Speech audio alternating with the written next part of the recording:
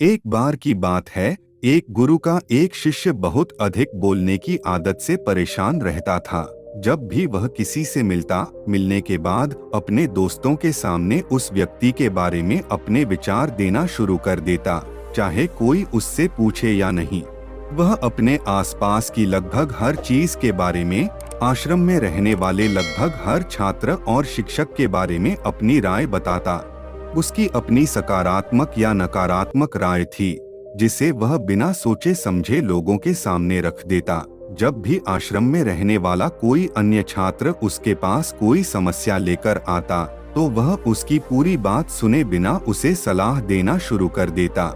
वह अक्सर अपने दोस्तों से कहता रहता था कि तुम इस काम को ऐसे करो, वह काम ऐसे ही करना चाहिए। उसे अपने आसपास की चीजों के बारे में जो भी आधा अधूरा ज्ञान था, वह बीच बीच में गपशप के दौरान बात करके उस ज्ञान का ढोंग करता था।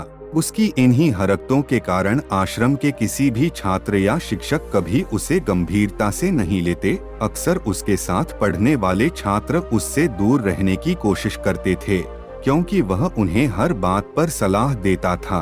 कोई नहीं चाहता था कि वह उनका दोस्त बने।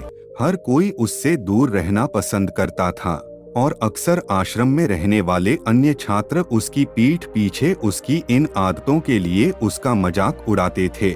वह लड़का खुद भी जानता था कि उसके बहुत बोलने की आदत के कारण उसे कोई पसंद नहीं करता। वह भी इस आदत को बदलना चाहता था, लेकिन चाहकर भी हर बात पर अपनी राय देने की आदत नहीं छोड़ पाता था।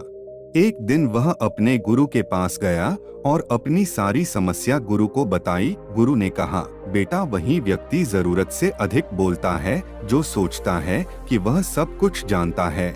ऐसा व्यक्ति जो मानता है कि वह बहुत कम जानता है और अभी भी बहुत कुछ सीखना है, वह कभी भी अधिक नहीं बोलता है और न ही अपनी राय देता है। आदतें अच्छी या बुरी होती हैं।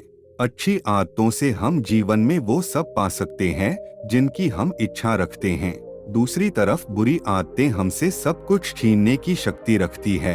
आदतें हजारों तरह की होती हैं, लेकिन अगर हम किसी भी आदत को जरूरत से ज्यादा दोहराते हैं, तो वह बुरी आदत बन जाती है। जैसे खाना कोई बुरी आदत नहीं है, लेकिन ज्यादा खाना या खाते ही रहना एक बुरी आदत है। बोलना कोई बुरी आदत नहीं है, मगर ज्यादा या बेवजह बोलना एक काफी बुरी आदत है। तो पहले अपने अंदर से यह अभिमान दूर करो कि तुम सब कुछ जानते हो। शिष्य ने गुरु के सामने सिर झुकाया। गुरु ने कहा, बेटा, एक दिन में आपकी बहुत ज्यादा बात करने की आदत एकदम से खत्म नहीं होगी। आपको धीरे धीरे अपने अंदर से ये आदत खत्म करनी होगी। लेकिन मैं तुमको यह जरूर बता सकता हूँ कि तुम्हें किन मौकों पर चुप रहना चाहिए, ताकि तुम खुद को दुखी होने और किसी बड़ी परेशानी में पड़ने से बच सको। शिष्य ने गुरु की बात से सहमत होते हुए हाँ में सिर हिलाया। गुरु ने कहा, बेटा, इन 5 अवसरों पर प्रत्येक व्यक्ति को अपना मुंह बंद रखना चाहिए। पहला, जब आपको लगे कि आपकी बातों से कोई आपकी भावनाओं को नहीं समझ सकता, तो उस समय आपको चुप रहना चाहिए।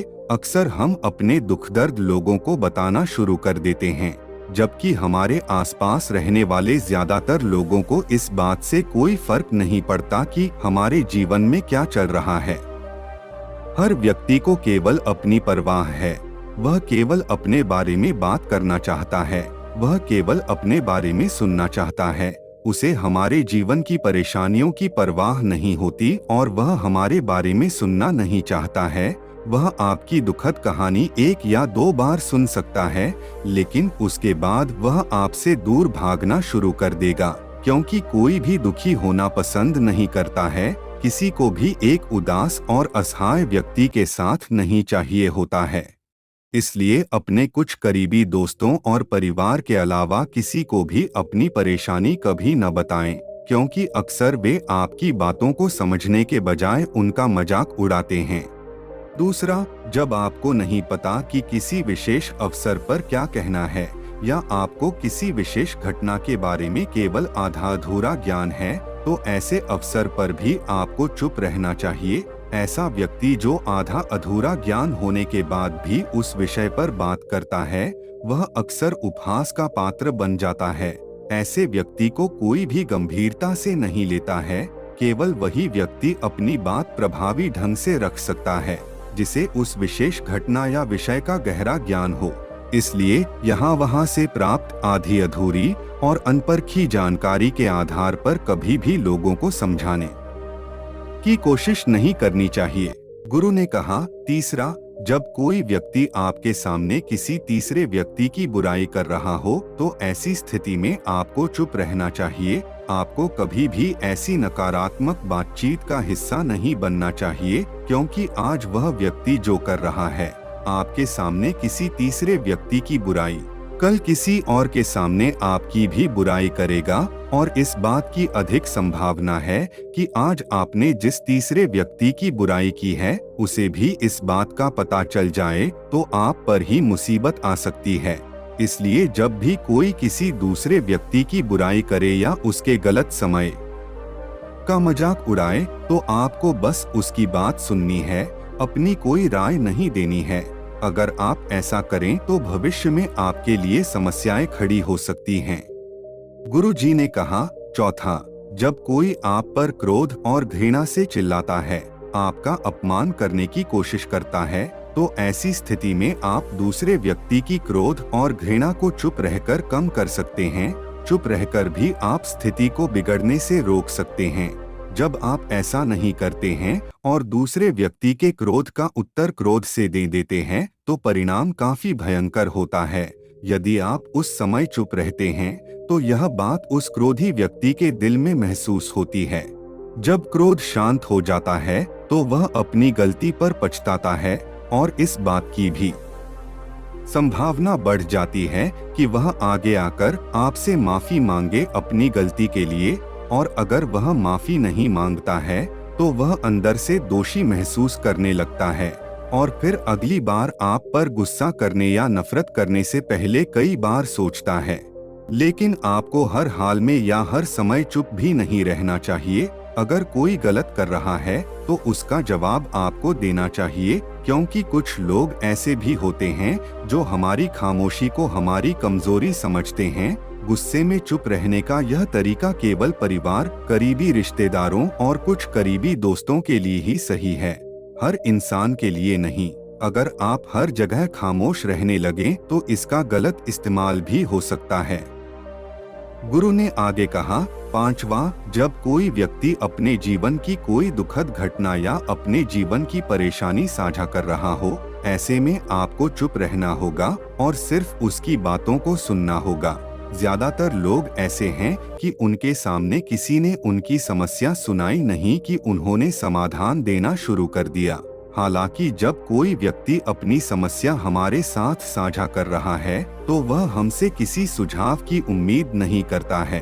वह चाहता है कि हम उसकी बात ध्यान से सुनें, क्योंकि जब हम उनकी बात सुनते हैं उस व्यक्ति को आंतरिक शांति मिलती है। उसे लगता है कि कोई मेरी बातों को समझता है। अधिकांश समय जब लोग अपनी समस्याओं को हमसे साझा करते हैं तो वे हमें केवल अपनी बात बताना चाहते हैं। वे हमसे किसी भी प्रकार की सलाह नहीं चाहते, क्योंकि वे पहले से ही सभी तरह की सलाह जानते हैं जो हम उन्हें देने जा रहे हैं। मुसीबत के समय किसी व्यक्ति को सांत्वना देने का सबसे अच्छा तरीका उस व्यक्ति की बात को ध्यान से सुनना है। जब हम बिना इधर उधर देखे लोगों की बातों को ध्यान से सुनते हैं, बिना किसी सलाह के, तब उनकी आंखों में हमारे लिए सम्मान और स्नेह का भाव पैदा हो जाता है। उन्हें लगता है कि हम अधिक गंभीर, बुद्धिमान और शांत दिमाग वाले लोग हैं। इसलिए अब जब भी कोई अगली बार आपको अपनी समस्या बताए तो बस उसकी बातों को ध्यान से सुनें और जब तक वह आपसे न मांगे उसे किसी प्रकार की सलाह न दें। गुरु ने कहा, मेरी एक बात हमेशा याद रखना, जब आप कम बोलते हैं तो लोग आपकी ओर अधिक आकर्षित होते हैं कि आप कौन हैं और आप क्या सोचते हैं। शिष्य ने हाँ में सिर हिलाया। शिष्य अब गुरु के शब्दों को समझ गया था कि किन परिस्थितियों में उसे चुप रहना चाहिए। उसने यह भी सीखा था कि कम बोलने से वह आश्रम में अपनी प्रतिष्ठा वापस पा सकते हैं। उसने गुरु को धन्यवाद दिया और वहां से चला गया।